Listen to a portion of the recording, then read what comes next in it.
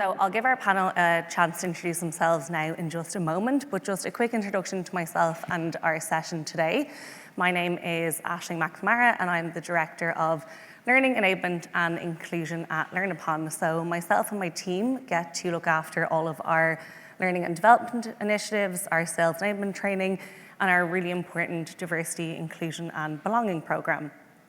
The other really cool part of our job is that we get to be customer zero of our platform. So like a lot of people in the room and our panel, we get to use LearnUpon pretty much every day to deliver our key learning programs and help engage and retain our own employees. So I know all of the wins and challenges that you have with the platform, which is just a really exciting place to be in.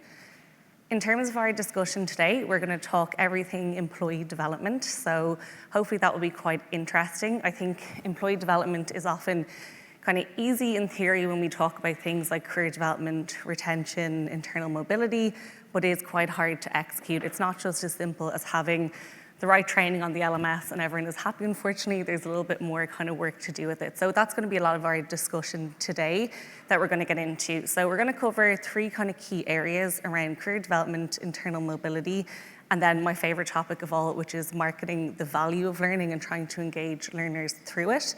And really excited to have our customers on our panel. Just one thing to share really quickly, to call out poor Christina again. Christina shared, our VIP customer, shared a really great insight yesterday around, I hope I'll get this correct, but something along the lines of our customers at LearnUpon know more about the platform and how to use it than we do at LearnUpon in a really nice way, and that we create an opportunity for everyone to share their insights and their learning. So that's kind of the idea behind a panel like this, is just learn from other learning thought leaders and other experts within your industry. So that is everything to introduce the session. I'll now hand over to our wonderful panel. So just to maybe tell us a little bit more about yourselves, and obviously it wouldn't be an L&D team session without an icebreaker. So if you can also tell us your team theme song, I've been practicing trying to say it fast, that you guys would have. So Cassidy, maybe we can start with you and work our way around. Yes, so I'm Cassidy Jennings. I am at a company called ClearLink Technologies. We're located in Utah, so actually really close to some of those LearnUpon folks. We're a sales and marketing company, and we are basically just pushing content to our employees. As far as a song goes, I thought of this before, but Brendan and Des were up here and they were talking about how like everything is changing so fast. It's like I truly can't get a grip on anything before the next thing is out and I'm supposed to figure that thing out. And then we're already moving on to the next thing. So my song is Crazy Train by Ozzy. Hi, my name is Meredith Turner. I'm with Veterans United Home Loans. We are a mortgage lender specifically targeted towards veterans. We are based out of Columbia, Missouri, but we service all over the country. The song that I picked might be a little bit niche, but it would be Coconut Mall from Mario Kart, specifically on the Wii. Specifically because everything can just be so fast-paced, and I mean, try to pick a faster song that keeps you on task all day long. Hi, I'm Heather Petrone. I am with a company called Apollo Retail, which is part of a bigger channel partners family of brands.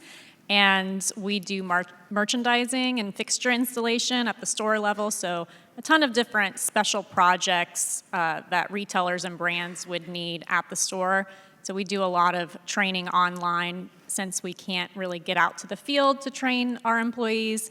And one of the things that I thought about when you asked me this is, the fact that we're as well very fast-paced. Everything's always changing and moving, and we don't have time to think a lot of times. We just act. So my song would be Queen's Don't Stop Me Now. Amazing. Okay, thank you so much for all the introductions, and excited to get into our chat. And like I said, we do have a couple of questions for everyone, but obviously feel free to just chat and we'll roll with it. So in terms of our first topic that we're going to jump into is around career development. So we know our employees and our teams want to come to work and engage in meaningful training. They want it to make sense in terms of their career development.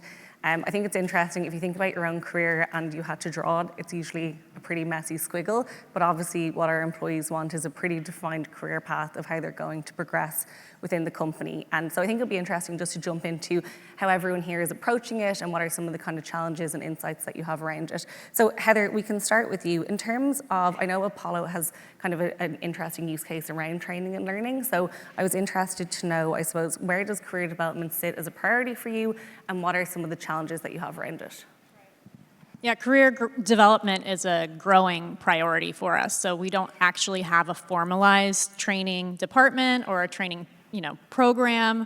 We are utilizing LearnUpon, and we have a lot of one-off trainings right now. But one of the big things is, we're going under a very big merger right now, and our CEO has made it very clear that talent development is going to be a huge priority for us, especially with onboarding and retention.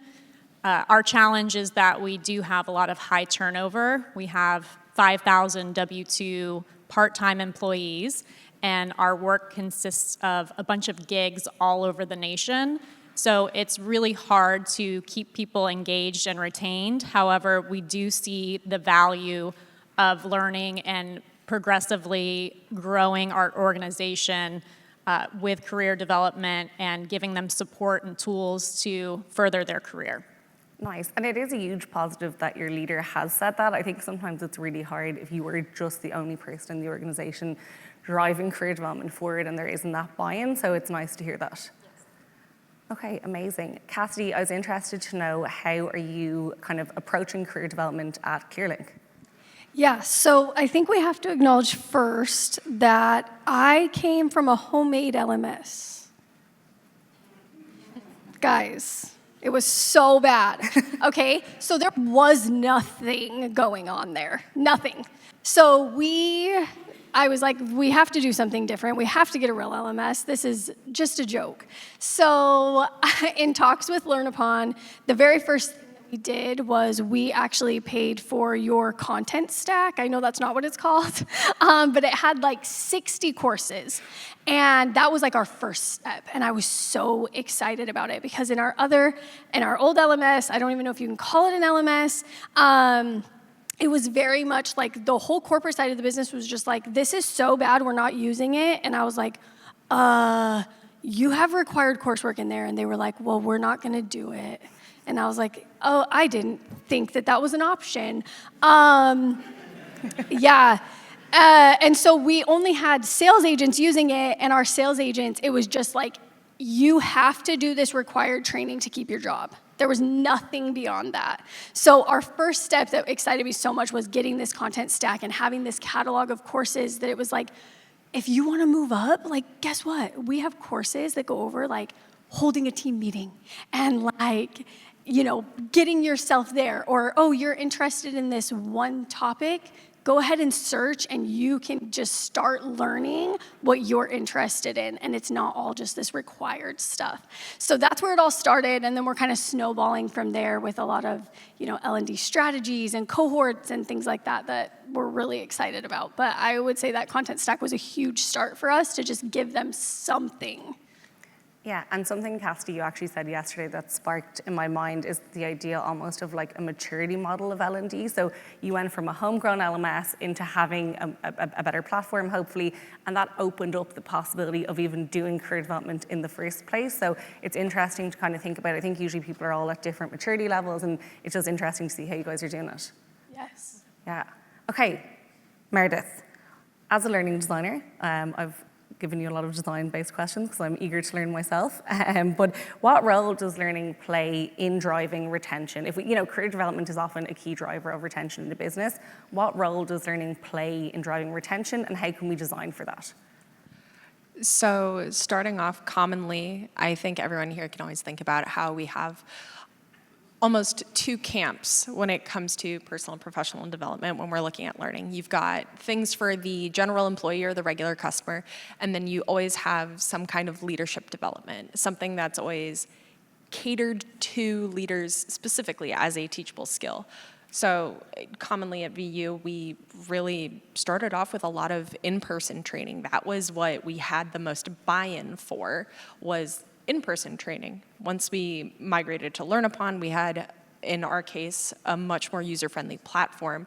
Then it's figuring out, okay, how can we drive engagement to the LMS to then encourage people to grow and develop themselves personally, professionally.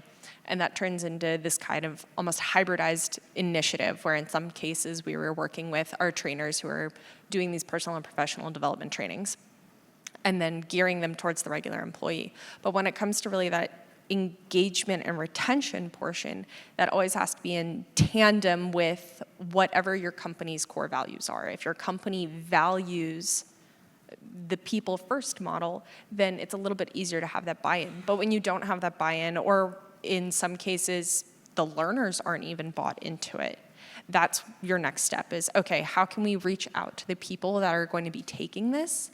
And how can we encourage them to see that we are here for their best interest? Because we're all in L&D. We're all here and we are all people first model. It is caring about your employees. It is caring about your customers.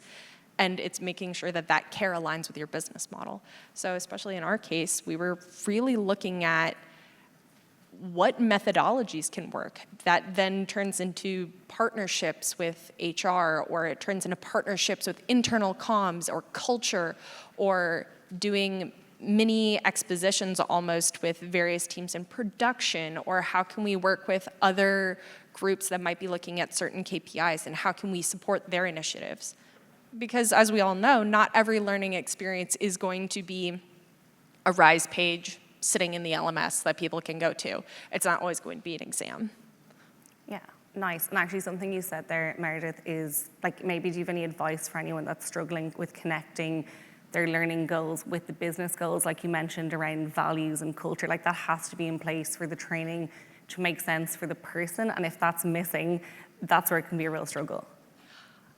I don't know how many people here have done this yet, but if you have not, and when I first took over my position at VU, the very first question I went and I asked my boss was, do we have business goal and objectives written down somewhere? Is there a place in which I can go and look at the actual organizational level objectives, not just our core values, because like most other companies, our core values were plastered all over the company. Everybody lived by these. This was the North Star. I said, that's amazing. I love it. I love working with the culture team. This is great. I need to know the other half of it. I need to know what are we doing and what are we looking at as metrics. I felt really bad for my boss in that moment because I don't think that's what he expected me to say in that moment. But I really, really encourage everyone to have those almost awkward conversations of, what are we doing? What are we doing here? We can all voice what's written on our company websites. We can all voice the gist of it. But figuring out from the get-go, okay, these are the metrics that we as a company live by, and this is how, let's say, your C-suite or your upper management is looking at how we're doing things, and then making sure that, okay, that's awesome. Now, how am I aligning it with the values? How am I creating an experience that feels valuable to the learner? Because nobody wants to do something that doesn't feel relevant to their job. And so it's a lot of going out and having those weird conversations. And you're going to get told no. I got told no right out the gate. They said, you're not looking at that. You're staying as far away from it as possible. No thinking for you. And so instead what I did was I just went around and I asked people. I networked in my own company. Yeah. And those are the conversations you have to have. Nice. Yeah, and I think actually, Cassidy, this is just sparking something as well. I know you're a master stakeholder manager and selling the value of training within your own company, just in terms of this topic and the fact that you're now building out more around career development and maybe more optional training. What are some of the conversations you're having with managers or leaders within the business around this piece of like, hey, will you want to do this and will you want to engage in it? Yes, so I think it takes like 0.5 seconds to see that I have like a big personality in like kind of a small body. So I've been at ClearLink at my company for 12 years. So like relationships have been building for a very long time. And that is like my superpower, I feel like. Like, I have people on my side in every side of the business. And for me, it's easy. And I know for some people it's not, but I would say you have to. Like, you have to have a guy in IT that has your back, guys. I'm telling you, you have to. So get to every business unit and start getting buy-in on you and yourself and the way that this can help them. I mean, we were just talking, Marcy, was that your name? Marnie was talking about how, like, help desk tickets went down. We were talking about that yesterday. It's like, do you know how happy that would make your IT guys? So you have to sell them. I'm also a salesman. I work at a sales company. I started on the phones. I can sell people on what I want. So you need to sell them, hey, this is gonna make your life better. My number one priority is always our learners, but to get there, sometimes you have to sell other people on it too, right? So there's that piece. But I also work at a company that is so bought in on internal growth. So to give you guys context, an amazing thing about ClearLink is any position that they open up internal first. If they don't find a candidate, then and only then will they open it up to be an external position for other people externally from the company to apply to. So I think that is another huge win for me, is like we all have the same goal. Like all of us at the company are like, yes, let's get people moving and progressing. And so building relationships, having a company that's bought in on just that sheer fact is a huge, huge win for me. Nice. Okay, that does bring us nicely into our next topic. But before we move on, I just want to check, Heather, I know you're nodding along to Cassie there. Any kind of final thoughts around career development and making it kind of a priority within a business, or having those conversations with senior leaders and getting buy-in? Yeah, I mean, as Cassidy mentioned, it's really your relationships and how well you're able to get that buy-in. And, thinking about storytelling, I think, is one of the bigger things that you have to kind of, ask the who, what, when, where, why, answer those questions. Most importantly, the why, and go to your leaders and explain to them what is in it for them. At the end of the day, nobody cares really about anybody else most of the time. They only care about themselves a lot of times, right? Like, what is in it for me? Even as a learner, if I'm going to take a course, what is in it for me? As Bianca mentioned before, is it growth? Is it recognition? Is it gamification? Is it fun? All of those things. So I think the storytelling aspect is so important when it comes to selling the value of learning, especially, to your leaders. And even, like I said, even the learner itself, if you're building a course, you have to really put yourself in that person's shoes and approach any conversation from the lens of your end user. Nice, and I know we're going to chat a little bit more about that as well in our third topic. So back to internal mobility, which Cassidy, you teed up perfectly for us in terms of just getting people to move up within the company. So internal mobility is always a good idea. We can probably all agree on that. It helps keep talent within your business. It helps keep key skills, knowledge, and information that you don't want to lose. And it also offers some really great career opportunities for our people. What can sometimes happen, though, is it is a great idea, but it can be hard to put into a concrete strategy. So interested maybe to start off, Cassidy, you were kind of teeing it up there. Before you started thinking about internal mobility, what are some of the internal factors that you need to consider, especially when it comes to working with HR, and how can you partner with them to kind of make a good internal mobility strategy?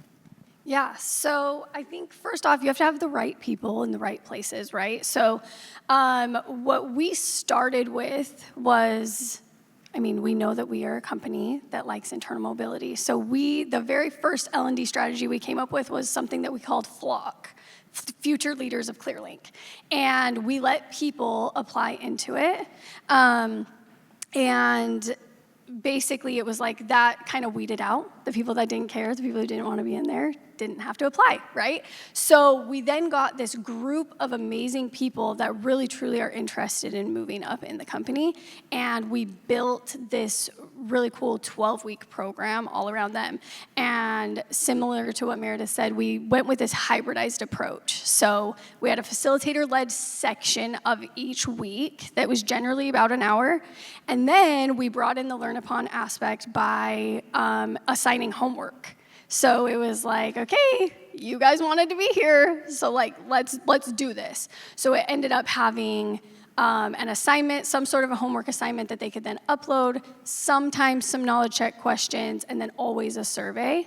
And the beautiful thing, I'm gonna go on a tangent here, but the beautiful thing about that hybridized approach, I want you guys to just think, I know everybody knows what I'm talking about here. If you think about like an in-person setting like this, somebody yells out a pop quiz question, 95% of the room all shouts out the right answer, and you as a trainer are like, killing it. I am killing it. And guess what? There are 1, 2, maybe 3 people that are completely lost. They didn't answer. They're now sitting there not listening to what you're saying next because they're like, how did everybody else know the answer? And I don't know anything. I don't know where we are. I don't know what we're doing. And this solved that. So we then get all of this data with this homework that we assigned to see exactly where we lost people. And so that 95% that just gets it, and they're like, oh yeah, I'm cruising. Like I totally am on board. Let them go. And then guess what? Let's start having some touch points with those 2 or 3 that we're missing. Let's individualize training in a way that we've never been able to before. And let's meet people where they're at and show them how much we care because we want to bring them back. We want to make sure we get them caught up. We don't want to leave anybody behind. That's like an amazing, amazing tool that we've been able to use and be able to just, bring it full circle for people. And you're just not losing those people that we never in the past had the ability to like find out exactly where we lost them because usually they just drop out, right? So working with HR and giving them that and telling them like, this is the vision and this is how we're going to keep people and this is how we're going to show people we care. They were like eating out of my hand, right? Like they loved it. And so since then we've started to come up with other cohorts and teams and things. Like we just launched another one called Wild, Women in Leadership Development, that's specific for women. And we're just now taking this and it's just going to snowball into so many other amazing things. And by having that strategy of like nobody gets left behind, look at all of these amazing things we can do, I got more buy-in to LearnUpon, never a bad thing. And then I just got more buy-in on my L&D strategies. So now anything that I bring to HR, they're like, yes, let's do it. I love it. Nice. I love that example as well. I think sometimes with internal mobility, there's a sense of like, okay, I just need to build a learning journey or a learning path that people can go through who want to maybe develop into this role. But that doesn't mean that they will always naturally be good or skilled at it. And if you bring in something like assignments and you can help people to really develop the skill and catch some of the areas where they have gaps, that is a lot more meaningful. And especially when it comes to manager development, I'm sure a lot of us are the same. If you're growing fast, you're promoting people up quickly, they maybe are still catching up around some core kind of people skills and competencies. And then you're doing the training after they have the job, and you're kind of in a bit of a snowball. So I love the idea of bringing that into the internal mobility and making it a lot more blended versus, hey, here's just a load of leadership content that you should do before you think about becoming a manager. And one more thing I'll add, we've also added this same strategy for our new hire training. So at this point, it's like, this is just training at ClearLink. It's like from the very first day you start, this is how we do things. And then L&D beyond that, you move into a new role, all of our training looks and feels and happens in one place, and it's a very cohesive thing. So it's just kind of like our branding now. Nice, love that. The other question that I had then, Meredith, is going back to the idea of like the what's next of internal mobility. So, it's something I want to do, it's something I want our L&D team to look at. How can I turn that idea into more of a concrete strategy? It goes back to the relevancy of the different positions. I think Gail in the previous one kind of touched on this, where you have to know what the individual business units are, and Marnie definitely made a good point of, if you have stakeholders in business units, go to their stand-ups. Figure out what your people want, especially if you're dealing with employee training. If it's customer training, you have to know, what are your customer demographics? What are people wanting as a product? L&D creates these products and services for employees, for customers, whomever it is. So if you're trying to work on internal mobility, like, at the end of the day, people will only take things that feel relevant to them in their position. In some cases, we had, let's say, a really basic Excel training. okay, that's awesome, but nobody's really taking it. So you go out and you ask some questions, and you might talk to somebody on the floor, and maybe somebody in production's like, I really want to learn Excel, but I want to learn Excel because I want to move into a different role at this company. And then you're saying, oh, okay, you want to move into a different role. What is that role? And they're saying, oh, I want to move into being a data analyst. And then you go and you have a discussion with the data analyst, and you say, hey, I have people that are really wanting this. Maybe it's only 2 or 3, maybe you have 50. But then you're starting that conversation with the data analysts, and they're like, oh, guess what? We already have that because we have to train our new hires on it. Do you just want it? And then you say, okay, how can I enable them? In our case, we had trainers that would do new hire training for the specific jobs in the specific departments. So then you start building those relationships, and you start having these bigger conversations about, awesome, can I understand your new hire program? Can I understand how that slots into maybe somebody in a completely different role wanting to switch? In some cases, we had a really, really big initiative that software engineering developed. They said, we ideally want people to stay with the company, and if you want to be a software engineer, you're going to do this 2-year program. By the end of this 2-year program, if you pass the interview and if you pass the exams, you will be a software engineer. You will be contracted to us for minimum 2 or 3 years. That in of itself is a way of building that internal mobility.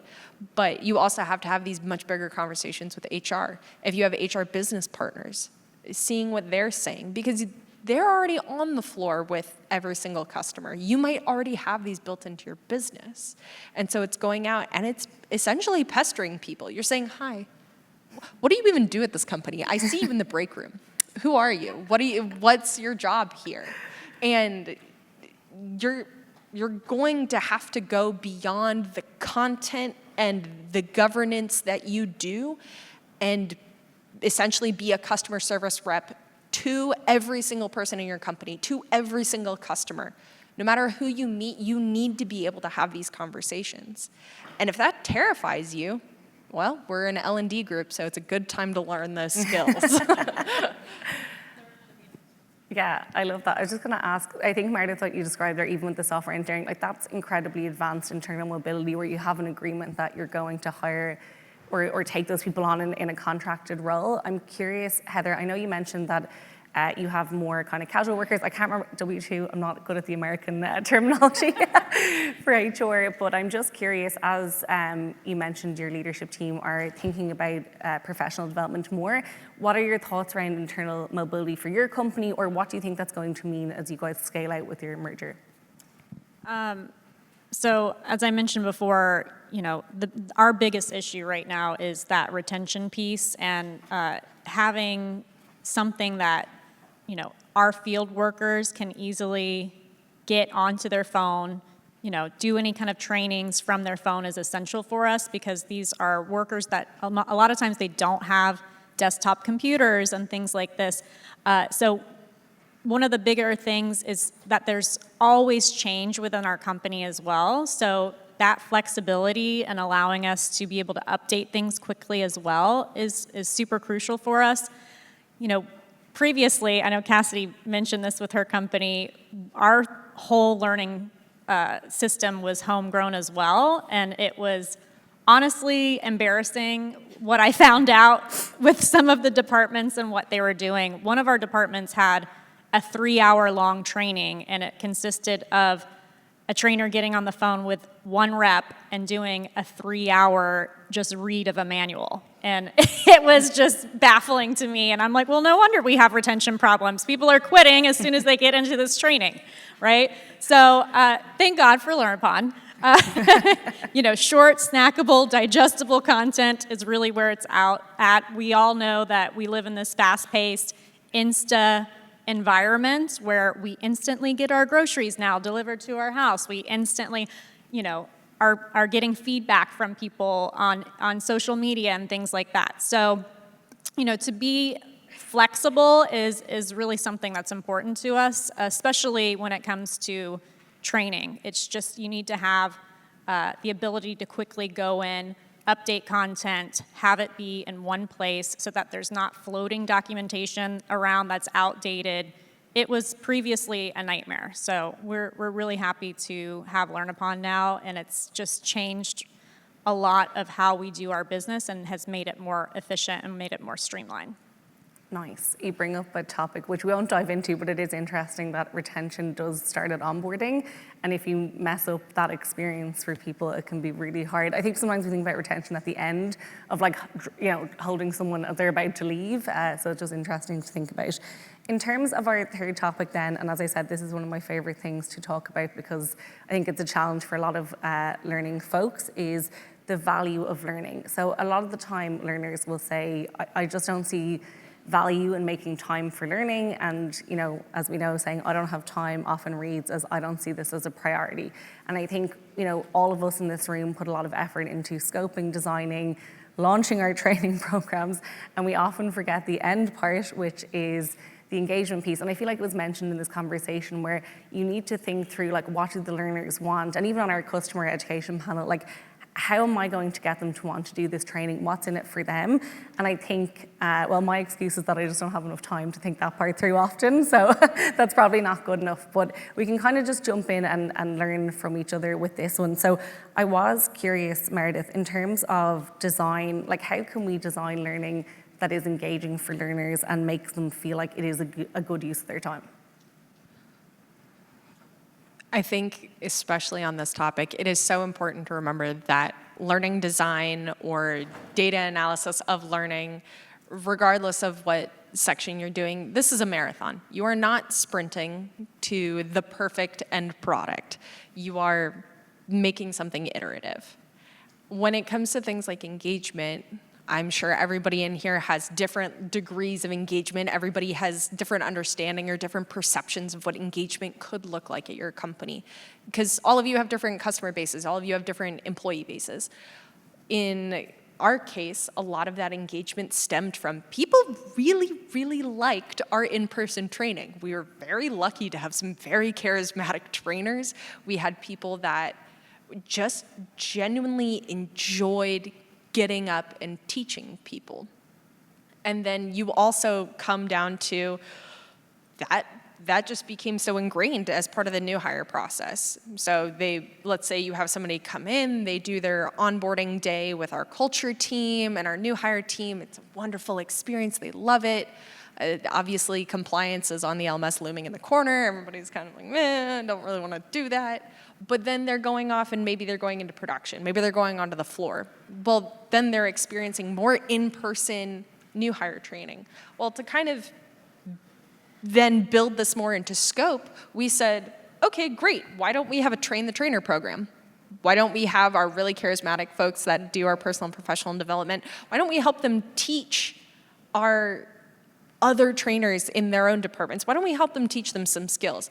Awesome. Now, how do we start encouraging them to use the LMS more? How do we start making their programs more efficient so that their people feel like it's a harmonized or like a cohesive process? And that flavor of engagement was really what people were seeking out. They wanted something that felt human. They don't want to just read something. In our case, people love videos. So we took our compliance training, and mind you, we have a lot as a mortgage lender, finance. There's about 22 of them. All of them are on laws for the most part. And we took them and we said, great, we're gonna build videos for every single one of them. Upper leadership said, that's so cool, make them shorter. Make them as short as you possibly can. So we got really, really good at building videos. And Heather, I mean, you probably know way more about videography than we do. But we built them shorter, we built them engaging, we made them personal. We started incorporating snippets where it's like, oh, we created little animated characters that reflect actual people in the company. We brought people in the company who were quote unquote loud voices that were recognizable to encourage them to be a part of this process. Mind you, compliance at every company is a minimum of about 6 months. That is a long time. And we're going through red lines, we're going through multi-department efforts, but that was the thing that people craved was, I want to be able to see myself in my trainings. I want to be able to have a conversation with a trainer and not feel like I'm just getting told what to do. I want to be able to go to the LMS and feel like this is a welcoming environment and that this isn't a barrier of entry. And so in our case, we really went to leadership and said, great, you already love these things. We want to iterate on it. We want to make it better. And again, it goes back to how do you have those conversations? It comes from you guys. It comes from you building the nerve to say, I have a really good idea. I'm seeing this problem. Just give me 5 minutes of your time. Honing in on that elevator pitch. Yeah. But to everyone's point, I mean, engagement builds that retention. People that want to be there, people that want to have that cohesive experience. Not every company is going to feel like a family. It doesn't have to be that touchy-feely, but they want to feel like it's okay to be at work. They don't want to go to work and hate their lives. And that starts from the new hire process, just like everyone here said. It is from day one, ground zero. It even starts in their interview process. And that's a really great way to build engagement, is how do you bring the people into it? Nice. Okay, thank you so much for sharing. And yeah, you know what, when someone says, you're like, oh, I just need to do more networking, more relationship building, and all those good things. Heather, I was really excited to dig into this with you, with your communication experience. Like, what can L&D professionals learn from marketing pros when it comes to selling the value of learning? Yeah, I think L&D professionals can learn a lot from marketing, and one of the biggest things, like I mentioned before, is storytelling, is being able to put yourself in somebody else's shoes and seeing it from their lens.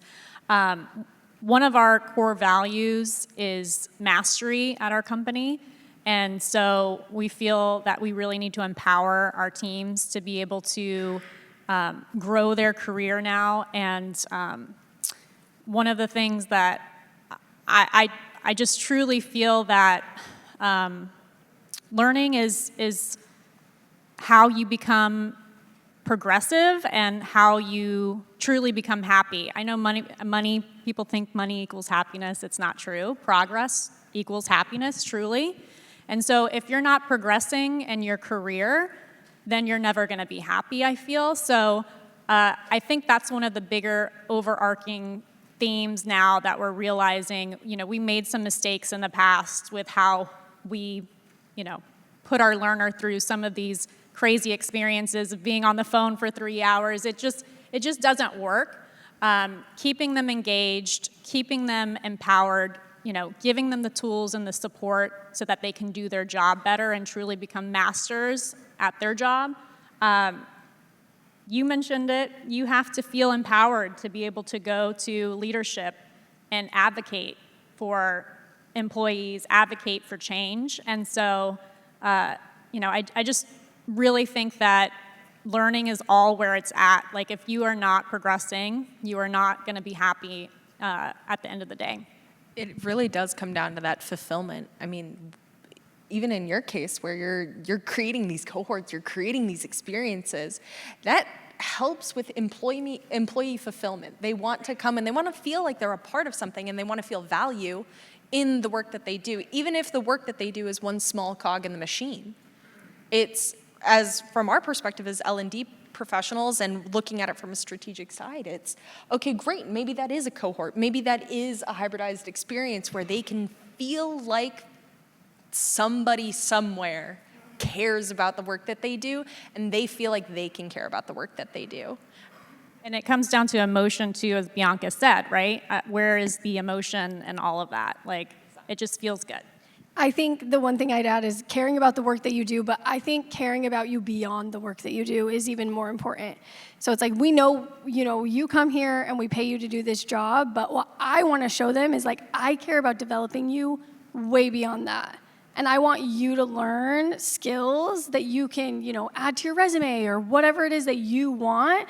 I want to care about you, and I want you to know how much I care about you way beyond you picking up that phone and making that sale or whatever your job is. Every exit survey needs to have a question of, do you feel like the L&D team cared about you? Did Cass care about you enough?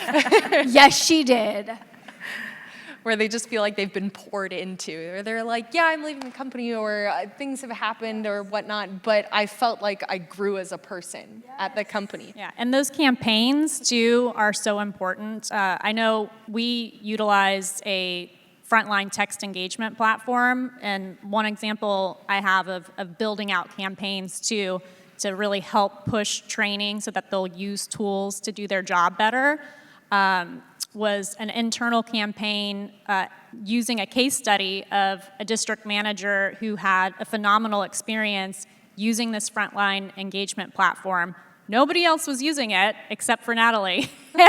and I finally just got on the phone, like Bianca had mentioned, do interviews, understand people. I got on the phone with her. I asked her if I could record through Teams.